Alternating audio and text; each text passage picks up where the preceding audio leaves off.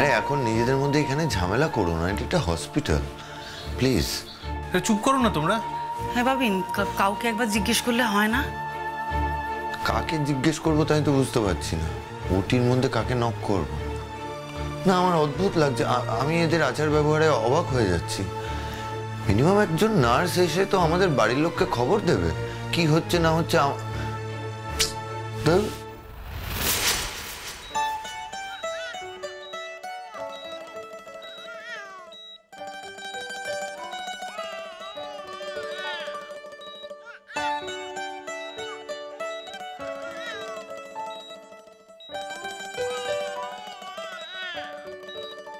পেশেন্টের সেন্স এসে গেছে, আর একটু পরে ওকে বেডে দিয়ে দিও।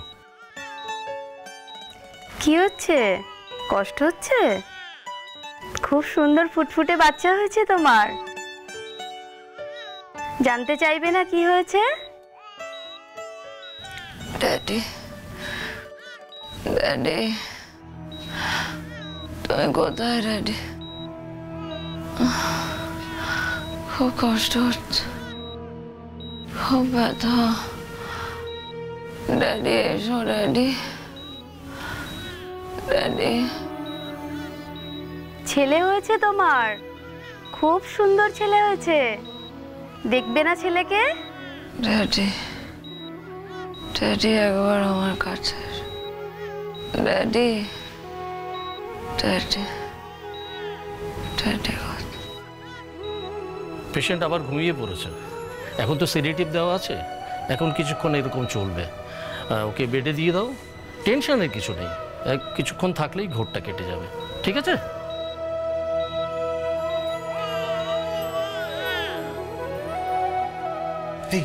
হ্যাঁ বাবিন,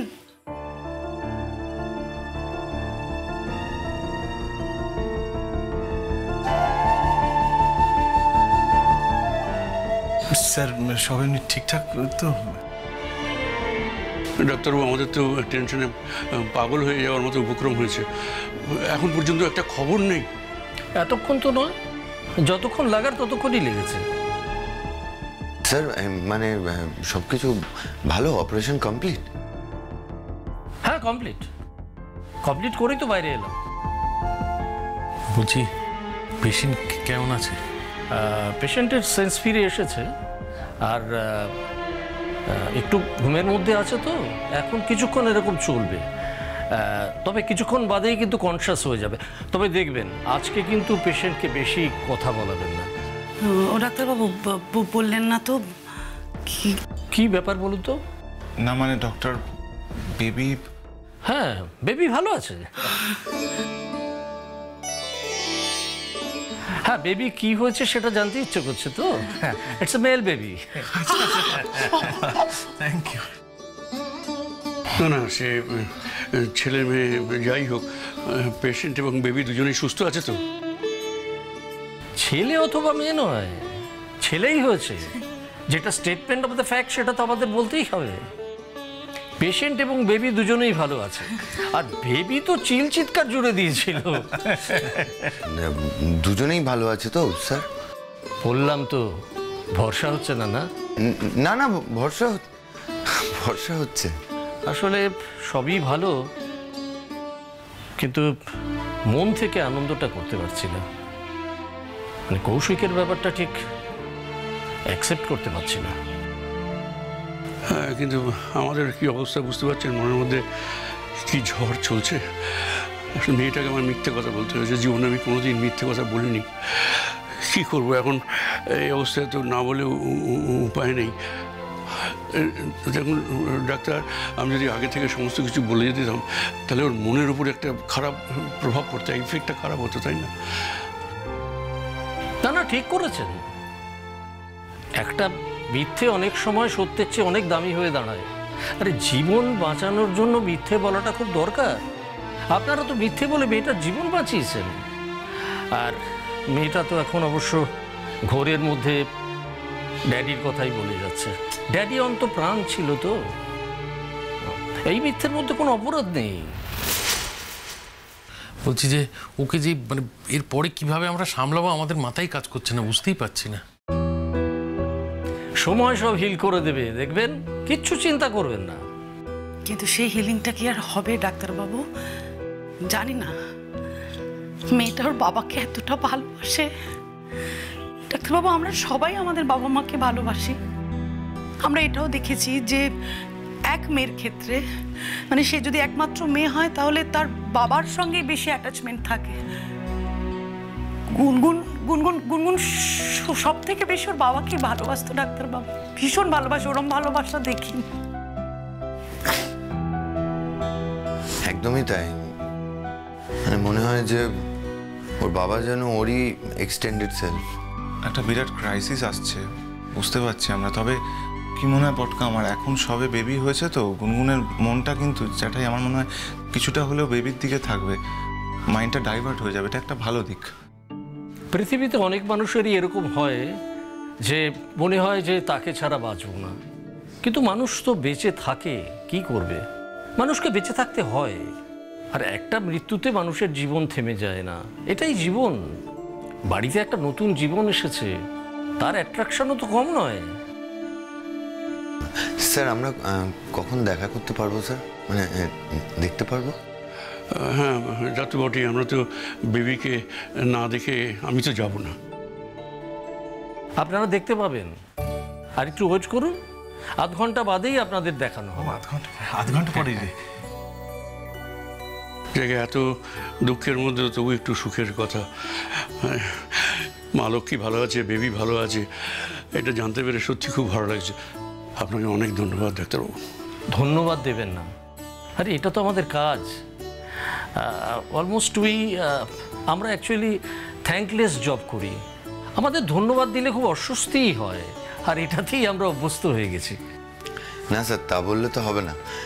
আমরা বাড়ির লোক, আমরা তো ভালোবাসবই গুনগুনকে, কিন্তু ওর যেরকম বাড়াবাড়ি হয়ে গেছিল, ওর তো একটা প্রফেশনাল হেল্পের দরকার ছিল। সেই হেল্পটা আপনি আমাদের ঠিক সময়ে করেছেন, তাই তো ভালো খবর পেলাম। গুনগুন ভালো আছে, বেবিটাও ভালো আছে। আমরা স্যার যতই ভালোবাসি, আমরা তো এটা করতে পারতাম না। ধন্যবাদ আপনার প্রাপ্য স্যার, ধন্যবাদ আপনাকে জানাতেই হচ্ছে। স্যার, ধন্যবাদ দিয়ে আপনাকে ছোট করতে চাই না। আপনি যে কাজ করেছেন এ তো ধন্যবাদের ঊর্ধ্বে। মানে আমরা সবাই আমাদের অন্তরের কৃতজ্ঞতা আপনাকে জানাই স্যার। আসলে তোমরা খুব ইমোশনাল হয়ে আছো তো, তাই এই সামান্য ব্যাপারে এত কিছু বলছো। এটা এত কিছু বলার ব্যাপারই না। আরে আমার ডিউটি করেছি মাত্র। আপনারা অপেক্ষা করুন, নিচে অপেক্ষা করুন, আপনাদের ডেকে নেবে। বলছি স্যার, এখন একবার দেখা যাবে না? আমি তো ওটিতেও থাকতে চেয়েছিলাম স্যার। আসলে নর্মাল ডেলিভারি হলে আমি ভেতরে ডেকে নিতাম, সিজারিয়ান তো। আমি ভেবেছিলাম নিজের স্ত্রীর ওরকম কাটাছেঁড়া তুমি দেখতে পারবে না, তাছাড়া তোমার খারাপ লাগবে, তুমি সহ্য করতে পারবে না, তাতে আরও প্যানিকড হয়ে পড়বে। তাছাড়া এরকম একটা ঘটনা রয়েছে তোমার মনের মধ্যে, তাই তোমাকে ভেতরে ডাকিনি। আমার নিজের উপরে ভরসা ছিল, আমি জানতাম তোমার এবং তোমার পরিবারের সকলের আমার উপরে ভরসা আছে। সে আর বলতে। ডাক্তারবাবু, আপনার কাছে আমরা গোটা পরিবার চিরঋণী হয়ে থাকলাম। সত্যি স্যার, আমরা যা টেনশনে ছিলাম আপনি আমাদের বাঁচিয়ে দিয়েছেন স্যার, অসংখ্য ধন্যবাদ। ভালো থেকো ভাই, ভালো থেকো। কৌশিককে তো আমরা কখনো কুটুম হিসেবে দেখিনি, ও তো আমাদের ভাই হয়ে উঠেছিল। আজ প্রতি মুহূর্তে কৌশিকের অনুপস্থিতিটা ফিল করতে পারছি। তুমি তো কৌশিকেরই বন্ধু, এসো না আমাদের বাড়িতে, মেয়েটাকে দেখতে পাবে। আসলে তুমি এলেও বাবার অ্যাসোসিয়েশনটা পাবে। তুই যখন কৌশিকের বন্ধু, তখন তো বাবার মতোই। বাবার বন্ধু বান্ধবদের দেখতে পেলেও নিজে হয়তো অনেক ভালো হয়ে উঠবে। এসো আমাদের বাড়িতে। নিশ্চয়ই যাব, 100 বার যাব। আমি ওই বাড়িতে গিয়ে বেবিকে দেখে আসব। এখন কৌশিক নেই, আমাদের তো একটা দায়িত্ব আছে না? আচ্ছা চলি, নমস্কার। আসুন স্যার, আমরা কিন্তু আপনার জন্য অপেক্ষা করবো, একদিন আসবেন। শিওর। এত বড় একটা আনন্দের খবর, অথচ আমরা মন খুলে আনন্দ করতে পারছি না।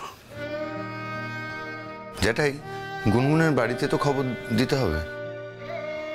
হ্যাঁ, জানিয়ে দাও ওর পিসিকে জানিয়ে দাও, পিসি ওর মাকে জানিয়ে দেবে। বেশ, আমি ফোন করে দিচ্ছি।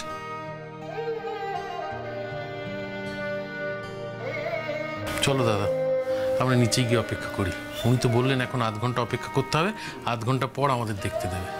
এখন যদি একবার গুনগুনকে দেখতে পেতাম। একটা বাবা, সব কিছু একটা নিয়ম আছে। আমাদের চেনা জানা আছে বলেই না এখানে দাঁড়াতে দিয়েছে এতক্ষণ। এখানে দাঁড়ানোর কথাই নয়, বলছে তো 0.5 ঘন্টা পরে দেখতে দেবে। এখন আর অন্য কোনো ইয়ে করো না, আমরা আমাদের নিচে যাওয়াই ভালো আমাদের। তা অবশ্য ঠিক।